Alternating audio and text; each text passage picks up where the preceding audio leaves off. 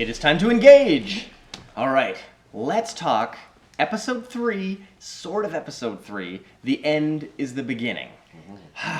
Now, Vanya, Powys, we talked about this sort of structural situation in the previous episode, where they had decided that 2 episodes needed to be stretched into 3 because things just weren't working out. That was when they put that pause in production and just tried to sort themselves out. Mm-hmm. And that's why this seems to be the only director with 3 episodes in her block. Because 10 episodes, it was going to be a 2 episode, 2 episode, 2 episode, 2 episode, done.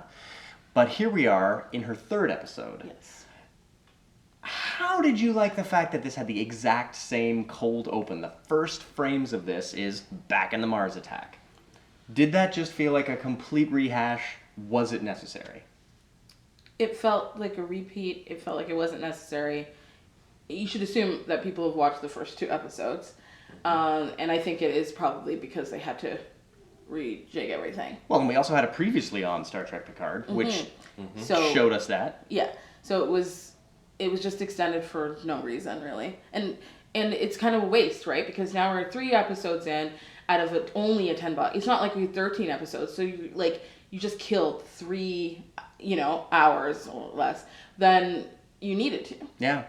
And that kind of, I feel like a little ripped off. Like we're really kind of only getting a 9 episode. Or like 8 episodes, because it's like one block, kind of almost like a pilot, and then 7 more episodes. So we're not even really we're kind of not getting 10 episodes. Yeah, it's fascinating. Powys, did you feel like after watching this whole episode through that Star Trek Picard actually did have a 2-part opening, like every other Star Trek show, but for some reason it was turned into 3? I didn't get that sense necessarily. I did feel a bit of a rehash. It felt like a stop and start a little bit. Also, the fact that we go back and forth. We've spoken about flashbacks in the past, how I feel about them. I don't usually like them because I feel they just sort of stop the momentum of what it is you think. So you have the present, then you jump back 14 years in the past, and you do that a few times. After a while, it gets a little fatiguing, It's just like move us forward and just let the story sort of, progress. Well, let's talk about that jump 14 years into the past, where we got to see Picard 6 years after Nemesis, looking a lot older than 6 years after Nemesis, and wearing not really command red. Like whoever made these costumes wasn't paying attention to the red, because we saw a lot of different Star Trek uniforms from TNG to Voyager and into the movies. And they kept the red the same, they kept the command color the same. And the same gold, same sort of aquamarine. They changed the command red here. It had a really cute little, like, Admiral I'm Important kind of stripe going on. But what did you think about these costumes, and did you, like me, wish that it was just the movie costumes to set us in that 14 years ago time? Yeah, I just feel like it wasn't enough of a change. It was kind of just an annoying change to the costuming, and it wasn't like, it wasn't impactful in any real way. So it wasn't motivated. It's kind of like, if you're going to change it, just change it maybe subtly, just to say, okay, we're this much into the future, but just keep it basically the same, because, it's just kind of like irritating.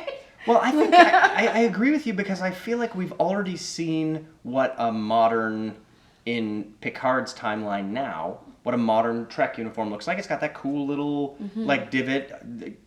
Commodore O's wearing it. It's pretty cool. I personally didn't feel like I needed another one to remind me how much this is not my Star Trek. It was very weird. If they were just standing there looking like Cisco in those sweet gray top, that would have really worked for me.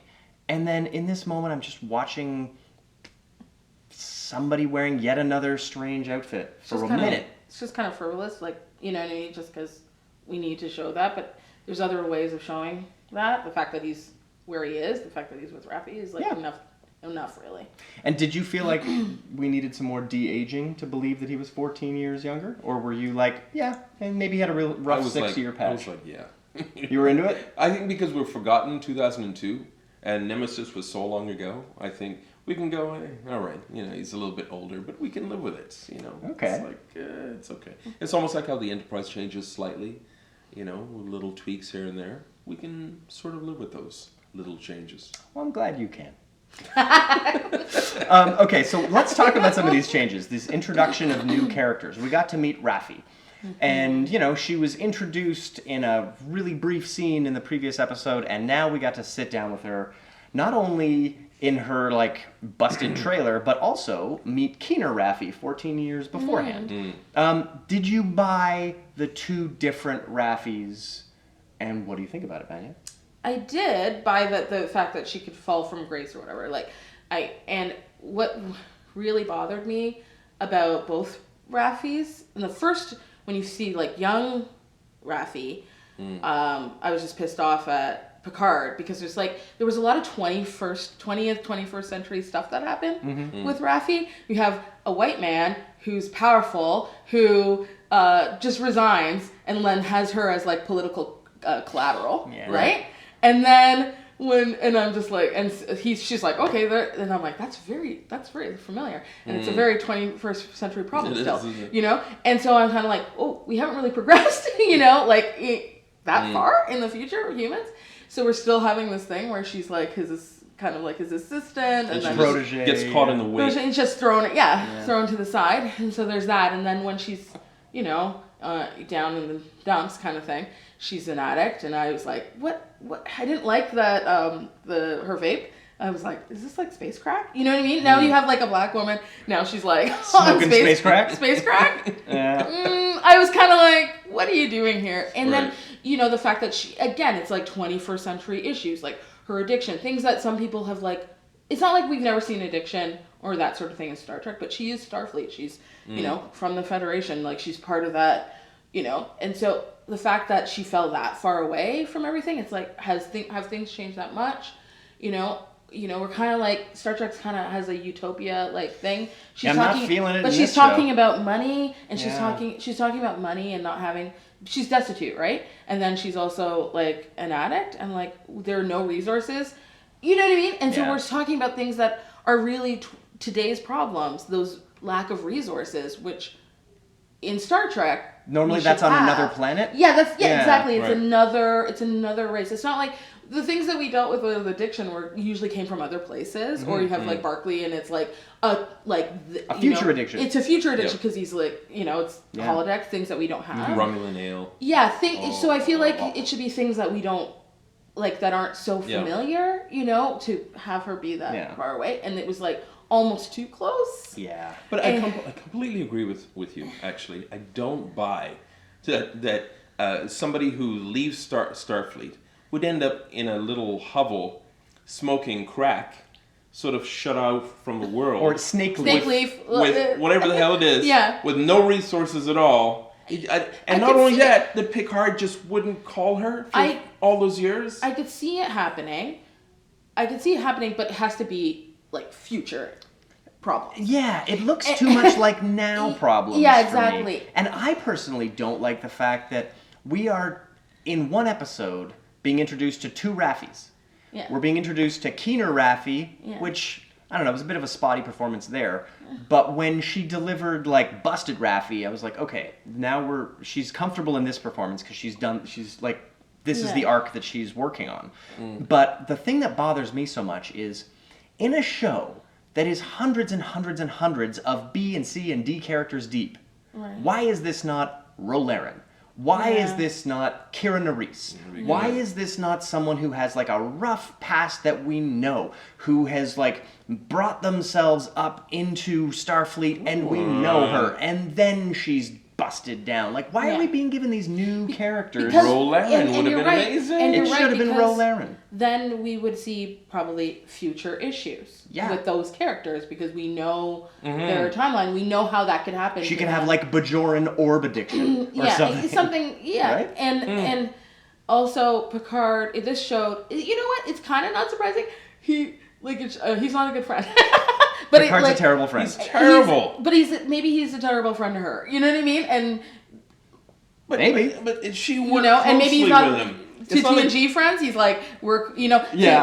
he's like Enterprise friends. We're cool. It's your high school friends versus your college friends. Yeah, exactly. Yeah, and he dropped the ball. He's like, I just didn't have enough time to spread around. But the relationship that we saw between them at the beginning of this thing, It's like, no, these are not just acquaintances that they pass in the hallway. Yeah. You know, they have a good working relationship. Yeah, they worked together for no more than 6 years. But he Right. didn't think about her for 1 second Not when he once. resigned. Yeah. When he resigned 14 years I know. in the past, he didn't really even consider what could happen to her. Yeah. Right? So he wasn't a good friend 14 years Yeah, prior and it to was this. like a shrug. It's like, well, Whoops. My I gambit guess didn't work. You got to go live in a barn.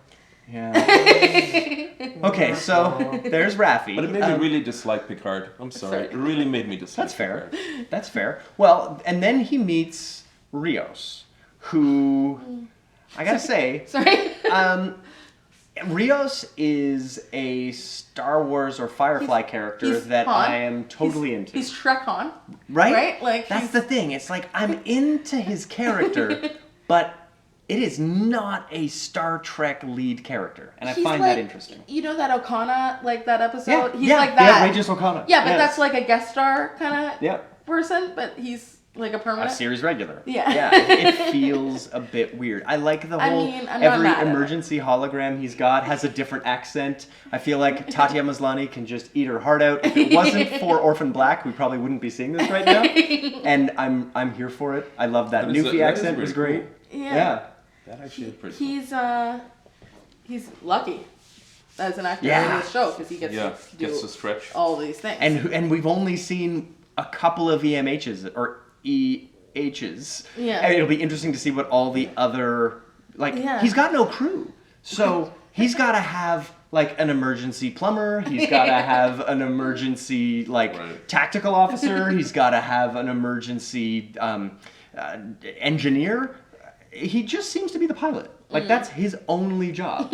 So it'll be fascinating to see what other jobs the emergency holograms I'm not have. mad at seeing him like many times. It's pretty fun. He's eye candy. I'm not Well, gonna lie. actually, speaking of EMH, sort of reflecting back to the thing we mentioned, is that they all seem to get treated like crap, except by for the him. Doctor on Voyager.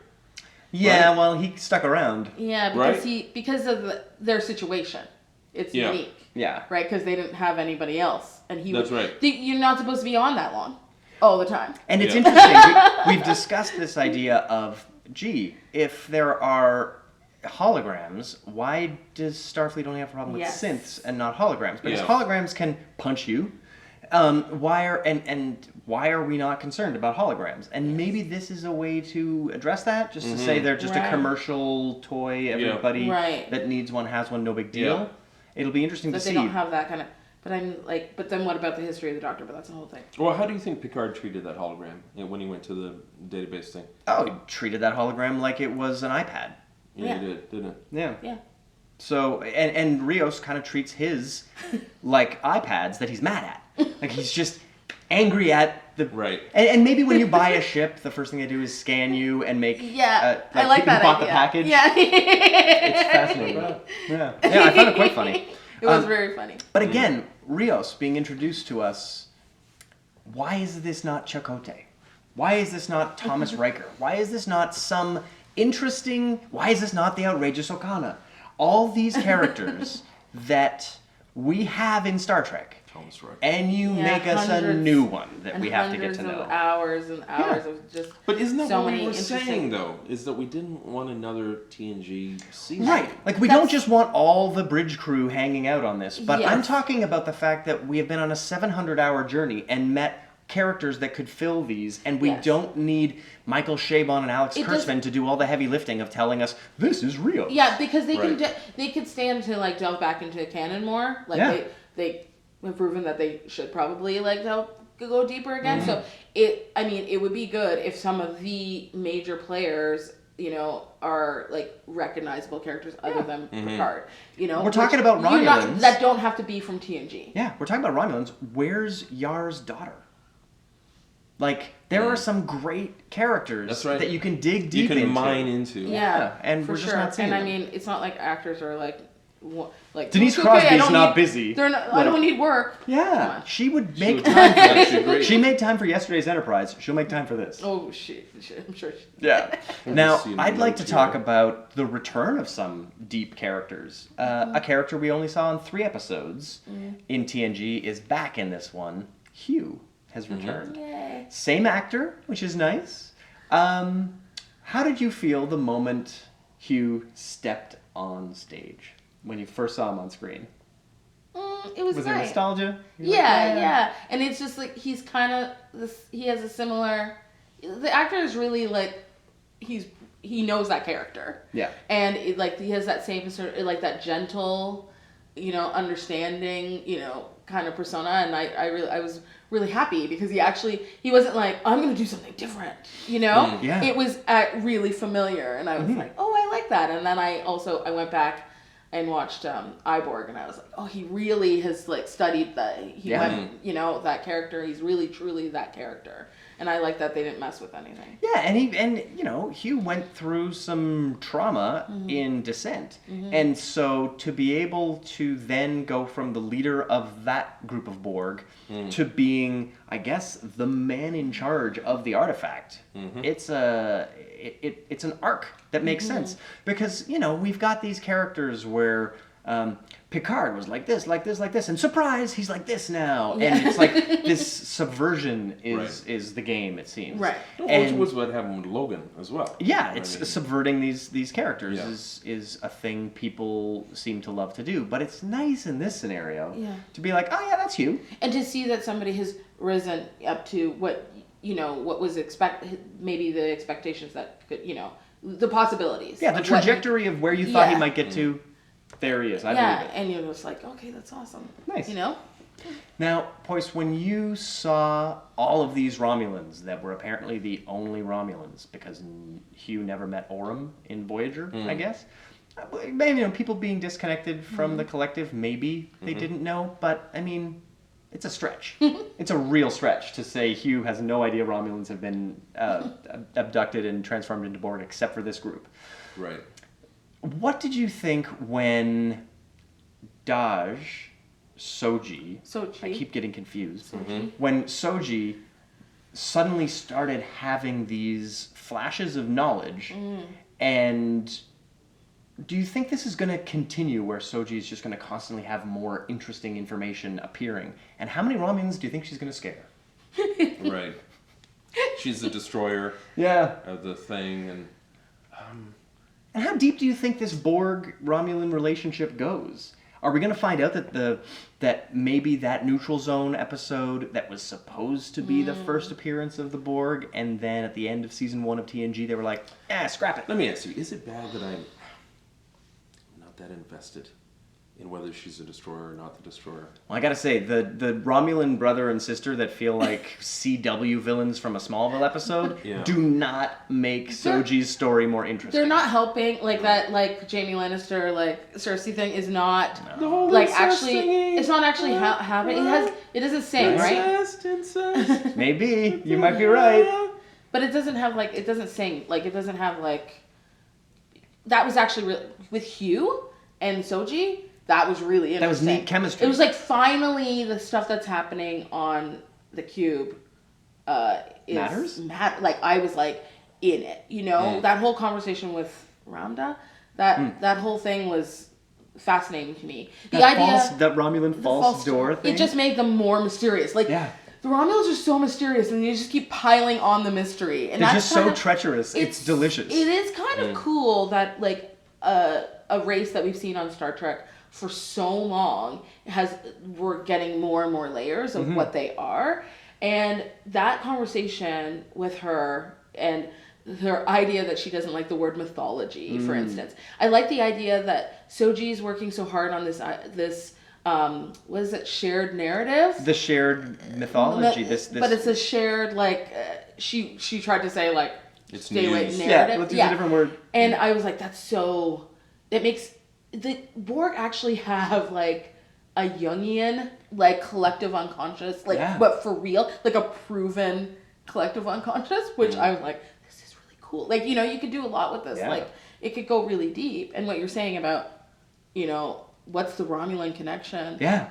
And how they think of things, and then how the Borg think of things. Are they closer? They both like green. Yeah. Are they closer than what we think? Yeah. Well, what's interesting is I mean, you're right about the Romulans. We really don't know much about the Romulans. After all of these years, like how many, 40, 50 years, we know tons about the Klingons. Yep. Right, and the Vulcans. But the Romulans, they pop up once in a while. And it's not for lack of appearances. Like, the Romulans are Yeah. around. No.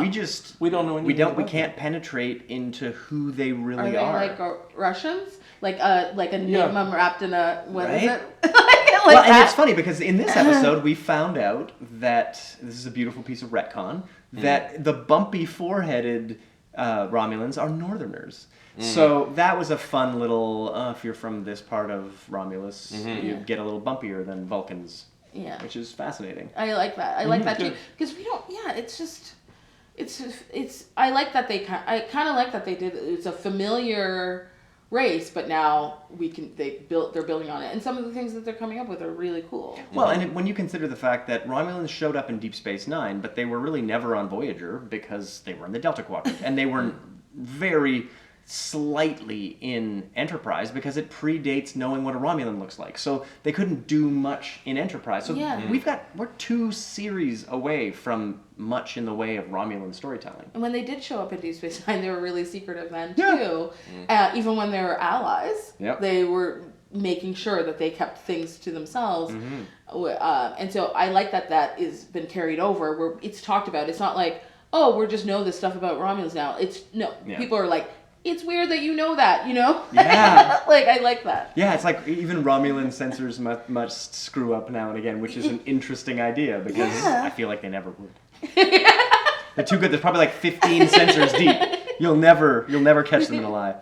Speaking of probably Romulans, Commodore O just showed up looking badass in this of the briefest of moments. With her moments. space ray bands? Yes. Yes. Yeah. Speaking to Alison Pill, what's the character? Agnes? Yeah. Girardi. Yeah, which I've got to say, the writing in this episode where we are reminded of Agnes being the foremost expert on synthetic life on Earth. And then we go up 2 minutes later and Raffi's like, who's this? The audience doesn't need to hear that again. And we heard it again. They are wasting crazy amounts of time. Yeah, it could have been done better. It could have been like, she knows, but that's not what she's saying. She's saying security. We need and that should have been, she would have been like, who's this? And then when it should have been like, who's this? Well, she's this person. I know who that is. Also, Rios had them on speakerphone. So Raffi just heard that as well. Yeah. So like, there's been a couple. It's a wild amount of waste. There's been like a couple of times where it's like things have been heard and then it's just said again. I don't know what's going on there where there's like a repetition. I'm thinking a novelist is in charge. Because I gotta say, when a novelist was in charge of Harry Potter, these Fantastic Beasts movies suck. Yeah, that's not the right structure for television. He's a genius novelist. He's a genius novelist. This is a different medium, and I'm finding a lot of waste. Yeah. Which is different. It's entirely different when you can't see things and can't hear things. Yeah, and right? I've got to say, there was something written in this episode's screenplay that did not do a very good job of converting to a visual, and it's when the male Romulan pal, Chibon, I think might be his name. Yes. When he drops that apple, bends over, and a disruptor blast comes in. That was the least clear action I have seen in a long time. That was confusing. Yeah. The fight scenes was I mean, it was less of a Buffy. Fight scene one, it was less of a Buffy fight scene. You know, but it was a good brawl. Yeah, it's funny when Chibon, right? I was like, Chibon? You noticed that too. Chibon, are you Chibon? That's got to be in there. Are you Chibon? Because that's Right? He's got a beard, but he doesn't have hair, so no way. But yeah, I found that fight scene to be. It started super clumsy, but it was fun to watch. Yes. And then watch those badass Romulans do ass kicking in there. Yeah. You know what I mean? Oddly, it's what's housekeepers. Strange about that whole scene is I actually felt Rhonda. I felt a lot for her character. Oh yeah. Like, and she was there for like 2 seconds, and I was like, oh. When she went to kill herself, I was like, no, don't do it. I actually like you. Yeah. I actually did that too. Oddly enough. Yeah, because she's a compelling actress. She's written well. Yeah. Even though she barely says anything. Yeah. But she has opinions, which I think is I really liked. Actually, you know what? It's one thing I wanted to mention. which I discovered fairly recently. The theme. Yes, we've now heard the theme song 3 times. We've seen the opening 3 times. Before we decide whether this episode trekked it or wrecked it, what do you guys think about the music and this opening sequence? It really makes me feel stuff. Yeah. I was like, It's very surgical. Yeah, at first I was like, each time I listen to it, I'm like, oh, I feel stuff. But there's something more than that, boys and girls. Guess what? What? And this is from a dude on the I know what internet you're gonna say. called Glenn Gimmon. Okay. It's the theme from The Inner Light. It has some of it in it. But Ty is playing the Is flute it? in The Inner Light. If you go about 15 minutes... Is it that... 15 minutes before the end of the episode? Is that from... That's actually from Oh, The Inner dude. Light. Now I'm excited to go back and watch, the greatest Picard episode ever. Season 5, episode 25, I think it is. Interesting. But I'm like, oh my Because lord. I you watched can- it Yeah, I before I think you're came right, here. yeah. I'm like, oh my lord, they used that cue throughout the... Oh, that's beautiful. That's a theme. It's I like brilliant. that. And I like how solitary... Russo, by the way. I like how solitary that motif is. Yeah. Because it begins with this Star Trek The Next Generation and ends with this Next Generation feel to it. But it's just got this solitary sadness as their motif. Yeah. But he actually said he wrote a bombastic theme, Jeff Russo, Yeah. at first, and they were like, no, let's make it a little bit more quiet, a little bit more gentle. And he was like, he agreed with that. He's like, so he went back and he actually wrote the theme that we know. Oh, how cool. Very nice. But it I'm would have been into a dun dun dun dun dun, it would have Right. been something like that. And they said, no, let's not do that. Well, this was a good choice, I think. Yeah. I like it. I liked it too. All right. Well, the theme song definitely treks it. But let's talk about whether this episode trekked it or wrecked it. Poise? Yes, I would say it did. I would say yes, it did. I will say though, I'm losing a little bit of, I don't want to say interest, but I'm wondering whether I'm holding on because of nostalgia.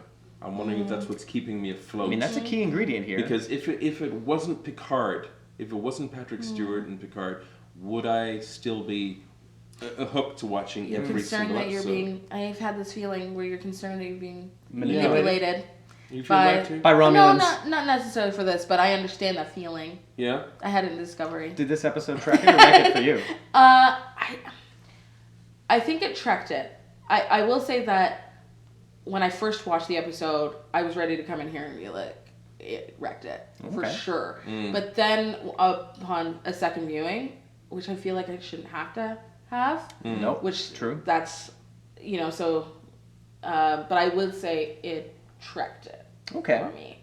Yeah, I've got to say that now that I've seen episode 1, 2, and 3, and it's done 2 episodes worth of work, Right. this feels like a 2-parter Right. that starts a series of Star Trek. It makes sense now. Yeah, this episode treks it for me. The second episode, in hindsight, still totally wrecks it. Yeah, it wrecks it. They shit the bed with this opening 3 hours. They did this Yeah. clumsy and bad. It's it, not it good. really they did the opposite thing of what Discovery did, which was make a 2-parter that they played as one big exciting night, and it was an opening that made you feel like, wow, the show has now no direction. But this one managed to, in 3 hours, very clumsily, very sloppily, get to, this is the direction. We've got an engage at the end, and we know that we're heading off on a mission. Yeah, yeah. We want to start something where the second episode really made me concerned, and then I had a number of people, because people know I'm on this show, and they know I love Star Trek, that I've directed to watch Star Trek, that they're fans because of Star Trek because of me, coming to me and saying, like, is it gonna get good, Vanya? Are you gonna keep watching it? Yeah. What should I do? Should I keep watching it? Is And that I'm what like, he said? yes. And I'm like, I'm all responsible. So thank you, Michael Schwan, Alex Hirschman, for messing up things for me. No, but really, I didn't want to tell them, force them. I'm like, well, I think maybe give it 3 episodes, and I shouldn't have to do that. No, this is peak TV. This You is- need to be good in episode 1, Yeah. or nobody cares. Yeah. Right. And so far, I gotta say, Star Trek has not been great at peak TV.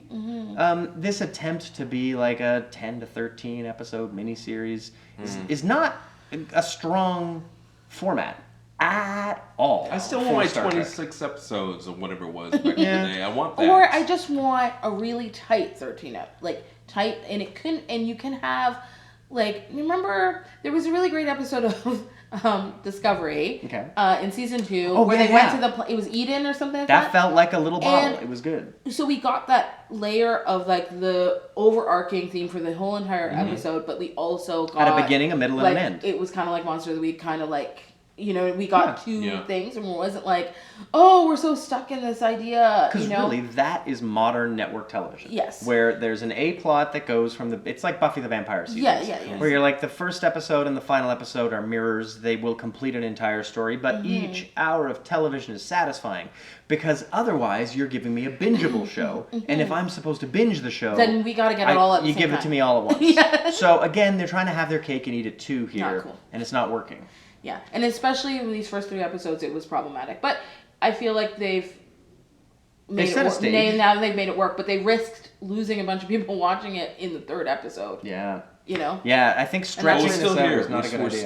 We're still here. Well, I mean, we're doing the show. We're doing this. So it's like, if we were at this point, like, you know what, guys, not interested, the show's over. And you know what, it's funny you said that, because there was a number of times where people were like, are you going to keep watching it? I'm like, well, I'm doing this show. So, if you weren't doing the show, would you continue watching? I might take time off where I was like not watching it. Like I wouldn't try and make sure that I saw it. That's interesting. I might wait until it's over and binge it. Yeah, exactly. I'd be like, interesting. Like few weeks might go by, and I'd be like, okay, I'm gonna watch Picard. Watch 5 of them. You know? Yeah. Oh yeah, I'm trying to get through Supernatural right now, but like, yeah, sure, I'll throw on. Yeah, I feel the same way. Yeah, this is not must-see TV. If that's the point, I hate to say it, but I feel the same way. But they should, and that's part of how it's been rolled out, right? Well, and CBS All Access really wants people, Star Trek fans, to have an episode of Star Trek every week, so they never give up their membership. And honestly, I'm seeing a lot of people online who just wait for the show to be over so they can subscribe for 1 month, watch them all, and then unsubscribe or pause their membership. So this is not must-see TV. Which is funny, but season 2 of Discovery, I would actually, couldn't wait for the next episode. I wish I had binged season 2. I wish I didn't have to watch it week to week, because that show did not hold up week to week. And but I also had somebody say, so should I watch it? Because like, I'm gonna cancel my Crave. I'm gonna cancel a Crave. Like, right, if I'm not gonna watch it. Did you watch that? The next episode? And I was like, hold on. And they're like, all right. Well, guys, let's hold on for next week and see where we get to next.